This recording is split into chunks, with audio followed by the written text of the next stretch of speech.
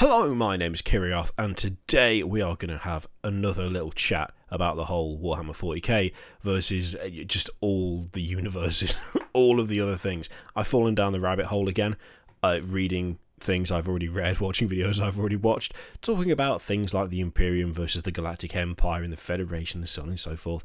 And we've talked about this once before, which was kind of a blanket statement of there's a reason that a lot of these comparisons end up the way they do, which is that 40k is stupid. Now, I say that as a lifelong fan of 40k. I love 40k, but it's really dumb. It's one of the things I really like about it. I never try and pretend that it is somehow superior to everything else because of how daft and over the top it is. Rather, that is a quality that I can appreciate whilst acknowledging that's very silly. I mean, the main focus of the universe is like 8 foot tall, super genetically engineered super soldiers who wear suits of armour that make them faster than they already were, even though they were already faster than the average human. But it gets very silly. That's one of the things that makes it great. Something that is not covered a huge amount, though, in especially like Imperium versus topics and questions, is the kind of psychological aspect of the Imperium, which I think is one of the most interesting things about the 40k universe. Yes, Blood for the Blood God is all very good, you know, getting overrun by hordes of demons, hilarious, fantastic. The inability to have FTL that doesn't involve dipping yourself into a literal hell dimension, where there's a chance you could get where you want to go in reasonable time, or you could get there 10 years before you left, or you might get there 100 years into the future, or your entire crew is eaten and their souls consumed by demons. Really, anything could happen, which makes it terrible, really, for trying to get anywhere, but there you go. But the actual kind of attitude of the Imperium and the people who serve in it is one of those things that I think would have more of an impact on those matchups than most people give it credit for. A lot of it is very clinical. A lot of it is kind of numbers based. It's, okay, well, the bolter is as powerful as this weapon, or the ship is as powerful as this ship, or that is faster than that, and so in that kind of space engagement, the Empire would win because they're more manoeuvrable, so on and so forth. There is an aspect to the Imperium, though, that I think can't be overlooked when it comes to really fighting any other empire or organisation that uses sentient, free-thinking creatures. I mean, even like the Galactic Empire, you can still identify stormtroopers as being inherently human, because they are. The absolute, complete difference in mindsets between the different factions of these matchups, I think is something that is understated. See, I don't know a vast amount, I'll be honest, about things like Star Trek and Star Wars. I watch them, I enjoy them, I don't do like deep dives into the lore or anything like that. But I'm assuming that should, for instance, let's take the Federation as an example.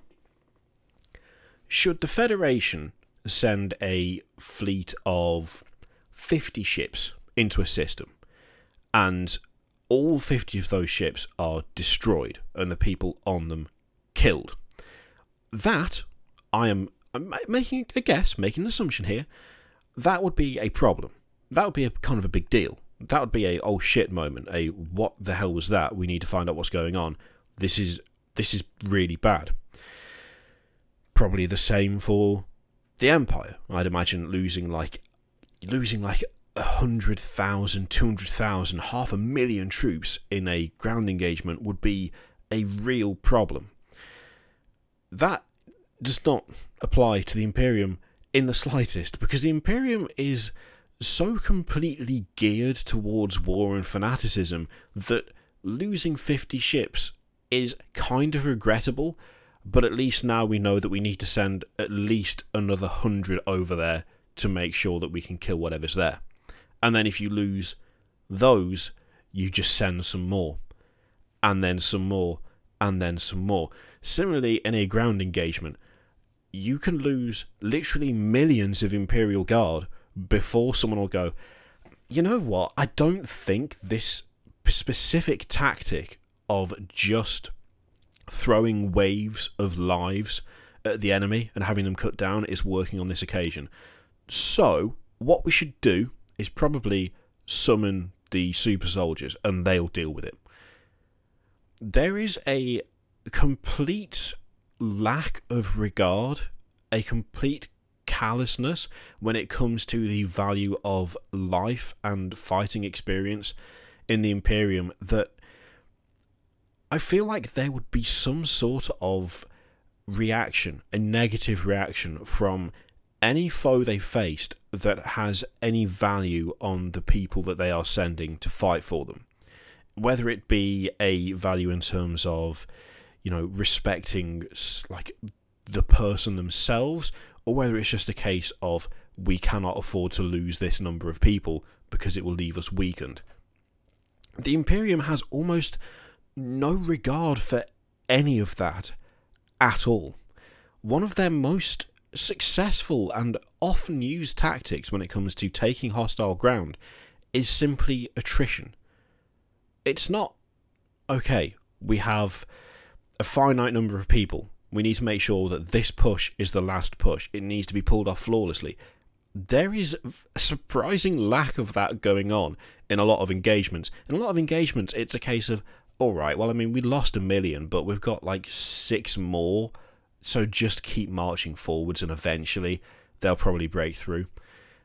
That kind of, frankly, awful approach to sentient life is something that I think can't be understated when fighting another force that has something like morale to consider, because that's basically what it boils down to, isn't it? Morale is a massive part of any battle.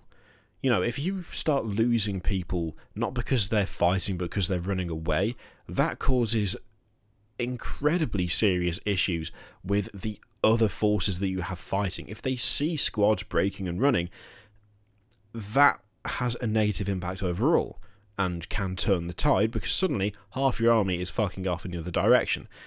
The Imperium has almost no issue with that. In terms of just sheer standing there and taking the punishment, the Imperium is basically the best, because even their most kind of shittily equipped garbage soldiers are essentially going into every battle not really expecting to survive anyway. They rely heavily on conscription, and they rely heavily on upkeep of morale, not through encouragement or through nurture or anything like that.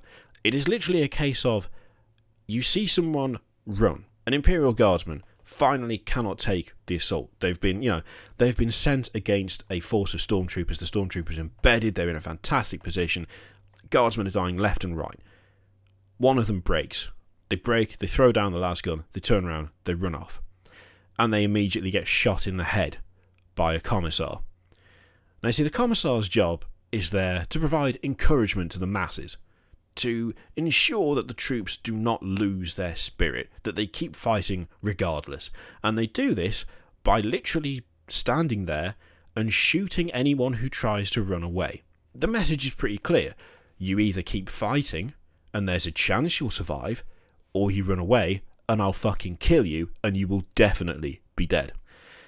That is an approach to morale that is, let's face it, almost inhumanly cold. Like, that is real harsh. And I can't help but wonder, in these kind of imaginary matchups and in these imaginary battles whereby you've got stormtroopers fighting guardsmen or whatever, if a squad of even like battle-hardened enemies saw that happen to an Imperial Guardsman, would their first reaction be, oh, okay, that's cool?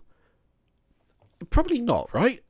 Probably not. They probably wouldn't look at that and go, seems reasonable. There would probably be at least a mild amount of unease, the seed of doubt that, how, okay, if we literally have to kill every last one of them, that's, I don't want to be involved in that. Like, there's got to be some seed in there that would see something like that and feel scared, not necessarily of death or of failure, but of an enemy that has so little regard for their own lives, that has so little regard for the lives of their troops, that they are willing to just outright kill them themselves to prevent them from running away. That doesn't even kind of, like, that's only one part of it as well. There is also the kind of psychological aspect of things like Space Marines. Something that's really well covered in the Horus Heresy series for 40k is the reaction to standard humans to the work of the Space Marines. See, when we're talking like a firefight, a pitched battle where it is Imperial Guardsmen versus, I don't know, Federation troops, Empire troops, Stormtroopers, whatever, that is a ranged fight for the most part. That is, you know, standing at a distance, finding cover, exchanging fire, and it's what you could probably class as standard warfare, I would guess. Not exactly non-traumatic, but par for the course, that kind of engagement. The impact of a Space Marine is not just in terms of how many people he can kill before he goes down. The impact of a Space Marine needs to also be considered in the weapons that they use and the method by which they wage war. Now, an Imperial Guard regiment is not going to drop from the sky, for instance, in a big metal tube, run down a ramp and start cutting people in half vertically as a method of killing. That's not how they work.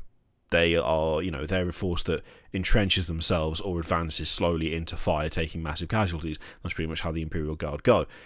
The absolute terror aspect of suddenly finding that there are, for instance, 5 assault marines dropping in your midst with swords that are also chainsaws that just rip chunks of flesh from you until you're dead is also something that I think cannot be understated.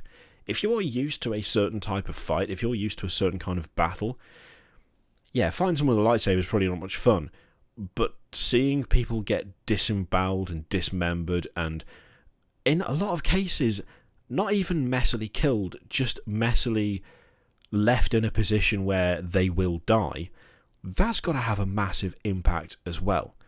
That has to cause serious issues for morale if you are fighting as a group of pretty standard people. It takes a lot of psychological conditioning to be able to withstand the kind of visual and mental onslaught of, for instance, a guy in armour with a sword the same size that he is, merrily chopping the legs off all of your friends because they'll die slower that way. And that seems very hyperbolic.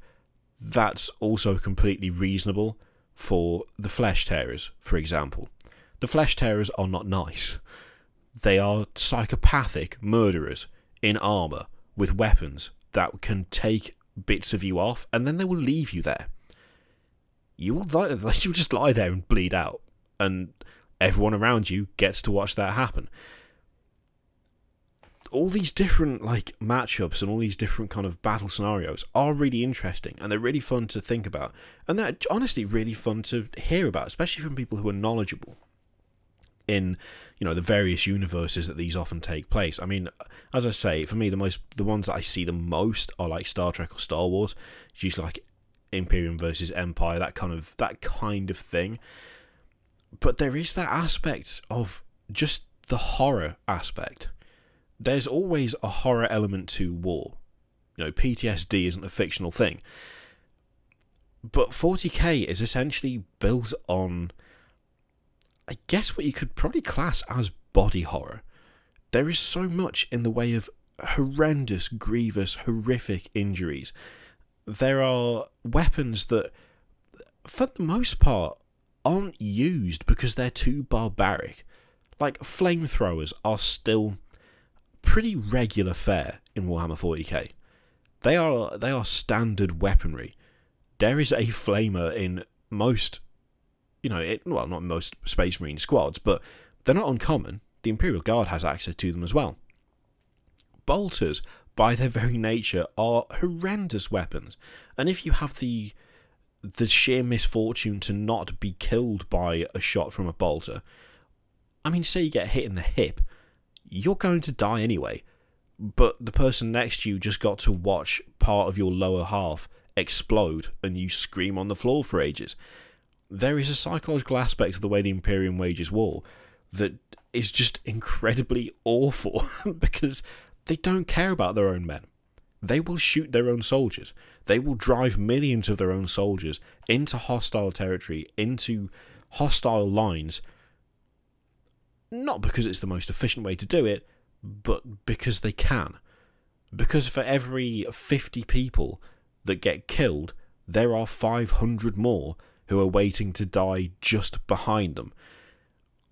Space Marines are kind of, in the Imperium, presented as heroes. You know, they are the angels of the Emperor. They're there to protect you. Unfortunately, what that means for the enemy is you'll be dismembered and disemboweled. You'll be punched to death by a giant lightning-covered fist. You'll be hit with massive hammers. You'll have an actual chainsaw carved through you. In the Imperium, in 40k, that doesn't really make that much of a difference. It's horrific, yeah, but it's everyday horrific. It's something that, by the nature of that universe, people kind of expect in a horrible way. I mean, the fact that they do kind of expect it really says it all about the universe itself, doesn't it? But how does, like, a Federation soldier react to seeing his friend getting carved up the centre by a chainsword?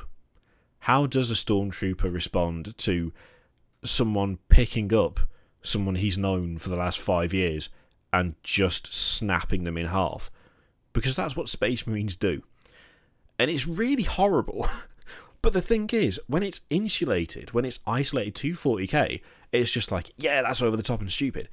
It's only when you kind of compare it to other popular sci-fi, you know, say franchises, like properties, universes, that you kind of get a feel for, oh yeah, this is fucking horrific.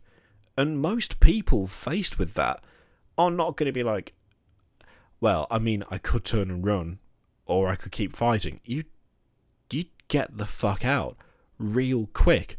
And since you're not part of the Imperial Guard, since you are, you know, someone from the Federation or from the Galactic Empire, the chance of you being shot in the back of the head by one of your own guys is much lower than if you were fighting on the other side, which in a way makes it all the more tempting to do, I think.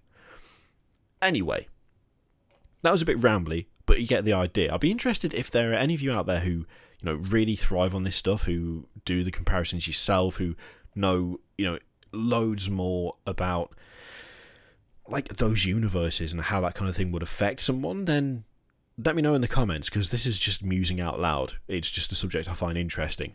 But more expertise, obviously, is always welcome. Yeah, let me know if there is any sort of equivalent to the Commissar, like shooting your own guy in the back of the head, whether there's any kind of equivalent weapons that actually means that they wouldn't be that affected by this kind of thing. Let me know in the comments down below. In the meantime, thank you very much for watching. There's a bunch of shit on the screen. Click it if you like. Don't click if you don't want to. And I will see you for the next one. Toodaloo.